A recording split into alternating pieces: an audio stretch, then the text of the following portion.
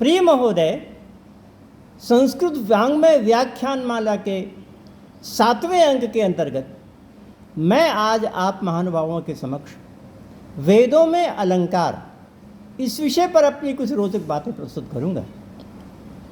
वेद अपने आप में काव्य है। वेद में कहा है, पश्य देवस्य काव्यम न ममार न जीर्यति। वेदों का कोई भी काव्य मृत्यु को अथवा जीर्णता को प्राप्त नहीं होता। इस प्रकार से वेद काव्य है, और अगर काव्य है तो उसमें काव्य के जो तत्व हैं वो भी समाविष्ट हैं। वेद में छंद है, वेद में अलंकार है, और इस प्रकार की अन्य बातें उसमें समाविष्ट हैं।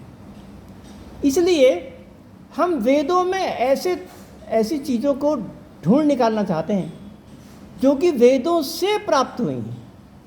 वेदों में कई अलंकार कहे गए हैं और वो सबसे पहले वेदों में प्राप्त होते हैं, और इसके पश्चात ही समग्र संस्कृत साहित्य में उनकी प्राप्ति होती है। इसलिए हम कह सकते हैं कि उन अलंकारों का मूल, उन अलंकारों का सबसे बढ़िया, सबसे अच्छा और सबसे पहला उदाहरण वेदों में प्राप्त होता है। इसके लिए हम एक उदाहरण आपके समक्ष प्रस्तुत करते हैं। वेद का एक मंत्र है, तम आसीत तमसा गूढ़मग्रे अप्रकेतम सलिलम सर्वमाइदम। यहाँ पर जो तम आसीत तमसा गूढ़मग्रे है, उसको व्याख्याकारों ने आगे चलकर बताया कि ये अनन्वय अलंकार का उदाहरण है। संस्कृत साहित्य में अनन्वय अलंकार का नाम अथवा उस प्रकार के प्रयोग, ये सब वेदों के पश्चात हुए। वेदों में तो केवल उदाहरण दे दिया, प्रयोग कर दिया, बाकी उसकी परिभाषा करना, उसका नाम प्रदान करना, उसका अनुसरण करके अन्य काव्यों को बनाना, ये सब आगे वालों का काम है। वेदों में तो सबसे पहले उदाहरण दे दिया है, और वो यही है कि तम आसीत तमसा गूढ़मग्रे। इसके लिए काव्यशास्त्र ने कहा यह अनन्वय अलंकार का उदाहरण है।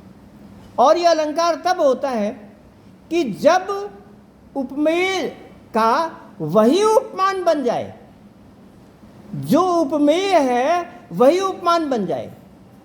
ऐसा कब हो सकता है?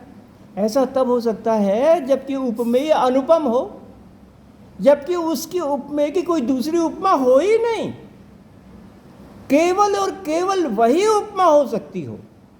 तब ऐसा हो सकता है कि उपमेय का वही उपमान बन जाए। इसका सबसे बढ़िया पहला उदाहरण तम आसीत तमसा गूढ़मग्रे है। कहते हैं कि प्रलय काल के समय तमह माने अंधकार था, और वो कैसा था? और वो वैसा था कि वो तमह के ही सदृश था, वो तमह से ही छिपा हुआ था। ऐसा भी हो सकता है क्या कि एक वस्तु को छिपाने के लिए वही वस्तु शामिल हो?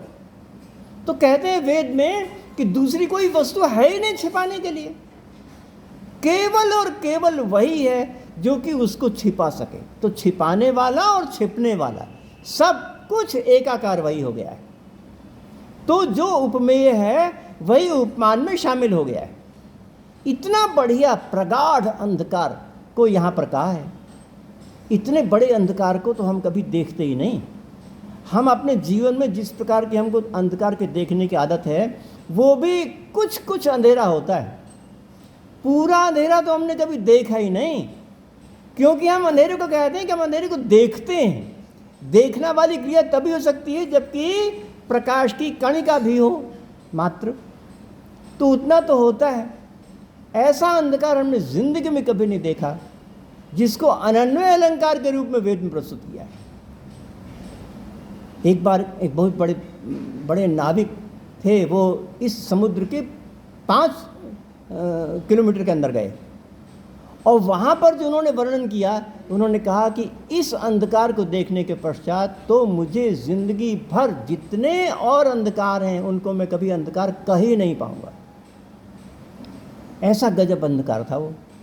तो वो अंधकार जो उन्होंने 5 किलोमीटर अंदर जाके देखा, वो था तम आसीत तमसा गूढ़म। उसकी कोई उपमा नहीं हो सकती, दुनिया में तो कोई उपमा हो नहीं सकती उसकी। तो इसलिए उस प्रकार के अंधकार को यहाँ पर वर्णन किया है। और आगे चल कर के साहित्य शास्त्र के विद्वानों ने इस अनन्वय अलंकार की पद्धति को अपना करके न जाने कितने प्रकार के प्रयोग दिए। राम रावणयोर युद्धम, राम रावणयोरिव, राम और रावण का युद्ध था किसके समान? तो कहते हैं समान तो पता ही नहीं, क्योंकि उनके समान तो कोई हुआ ही नहीं।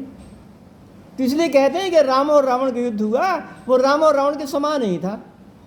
वही उपमान, वही बन गया एक ही। अंबरम सागर प्रख्यम सागरम चांबरोपमा, कहते हैं अंबर सागर के समान था और सागर अंबर के समान था, कोई दूसरा उपमा हो ही नहीं सकती।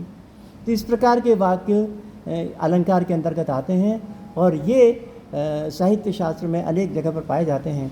और इसका मूल जो सबसे बढ़िया, सबसे सुंदर वेदों में प्राप्त होता है, जिसको आगे के साहित्य शास्त्र के विद्वानों ने अनन्वय अलंकार का नाम दिया है।